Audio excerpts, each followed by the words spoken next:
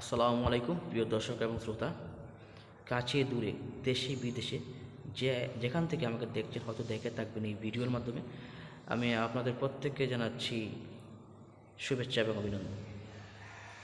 Dear viewers, আপনারা সবাই হয়তো আমাদের সমাজে, গ্রামে গঞ্জে, দেশে এই সমস্ত মানুষ দেখে থাকবেন, যারা দেখবেন নিজে কিছু না অথচ অন্যকে এই জ্ঞান দিয়ে থাকেন। নিজে দেখবেন কোনো কোরআন হাদিস পড়েন অথচ অন্যকে কোরআন হাদিস পড়ার জন্য জ্ঞান দিবে। কেউ দেখবেন নামাজ পড়ে না, তাকে বলবে বেশি বেশি নামাজ পড়ার জন্য। কেউ দেখবে রোজা রাখেন অথচ রোজা সম্পর্কে তাকে জ্ঞান দিবে। মানে সে যা করেন অথচ তাকে সেই জ্ঞানটা দিবে। এটা একটা হাস্যকর ব্যাপার। এই বাংলাদেশ হচ্ছে সব অযোগ্যদের বসবাস। দেখবেন সুযোগ পেলেই শুধু জ্ঞান দেওয়ার চেষ্টা করে, সুযোগ পেলেই শুধু জ্ঞান দেওয়ার চেষ্টা করে। নিজে তো নাই, নিজে তো এই সমস্ত জ্ঞানের কোনো যোগ্যতাই রাখে না, অথচ সে অন্যকে জ্ঞান দেয়। তো যাই হোক, আসলে এই বিষয়টা আপনারা বেশি আমার চেয়ে জানেন, কারণ এটা খুবই খারাপ জিনিস। দেখবেন ইউটিউব, ফেসবুক, ইনস্টাগ্রাম ইত্যাদি সোশ্যাল মিডিয়াতে দেখবেন বেশি বেশি করে সকালে ঘুম থেকে উঠলেন, ফেসবুকে যখনই ঢুকবেন দেখবেন বলবে যে জুম্মা মুবারক, জুমার নামাজ আসছে, সে নামাজ পড়বে, আগে জুম্মা মুবারক, ভেরি গুড, ভালো কথা। বাকি দিনগুলো তো কী হয়েছে? প্রত্যেকটা পাঁচ ওয়াক্ত নামাজ তো প্রত্যেক নরনারীর জন্য ফরজ, তো বাকি দিনগুলো কি তার জন্য কি মুবারক না? তো যাই হোক, এদিক থেকে আমি যাব না, আসলে এটা উচিত না।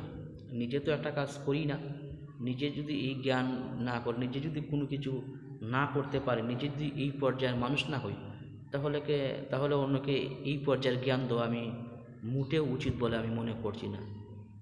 একটা খুব সুন্দর একটা হয়তো ঘটনা অথবা হাদিস আছে এরকম, যে আল্লাহ রসুলের কাছে এক সম্ভবত সাহাবি, উনি ওনার ছেলেকে নিয়ে গেলেন, কারণ ওনার ছেলে বেশি মিষ্টি খেতে পছন্দ করতেন। তো ওনার কাছে তেমন টাকা পয়সা ছিল না যে অত মিষ্টি তিনার ছেলেকে খাওয়াবেন। তো নিয়ে গেলেন, বললেন আল্লাহ রসুল, আমার বাচ্চাটাকে একটু বুঝিয়ে দেন, অত বেশি মিষ্টি খায়, আমি অত টাকা পাবো কোথায়? ওকে অত মিষ্টি কিনা দেওয়ার মতো সামর্থ্য আমার নেই।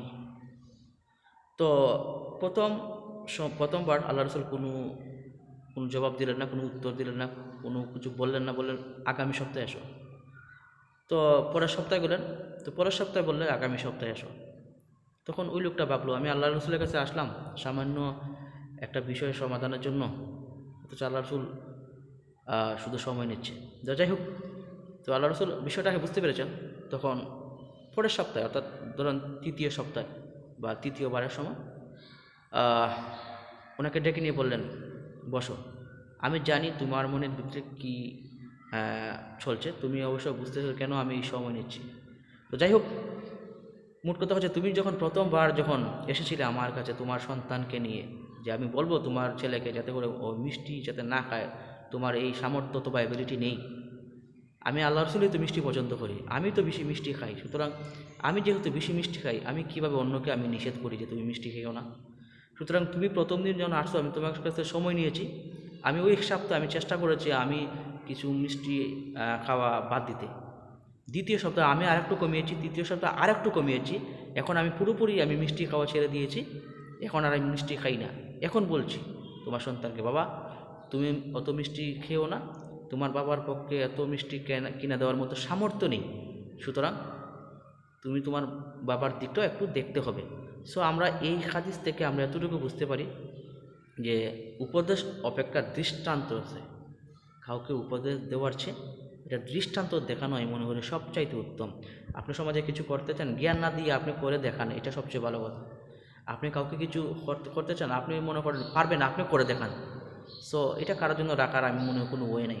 তো যাই হোক, আল্লাহ রসুল কিন্তু ক্ষমার দৃষ্টান্ত, সেবার দৃষ্টান্ত, বা মডেল বলেন, রুলস বলেন, যাই বলেন না কেন, আপনি যদি একটা ঘর বানাতে, একটা তো ফর্মা প্রয়োজন, একটা তো ডেমো প্রয়োজন, ঠিক তেমনি জীবনটাকে পরিপূর্ণভাবে গঠন করতে হলে, জীবনটাকে পরিপূর্ণভাবে সাজাতে হলে আল্লাহ রসুলের জীবনকে গ্রহণ করলেই আমরা সঠিক সিদ্ধান্ত সঠিকভাবে আমাদের জীবন পরিচালনা করতে পারবো।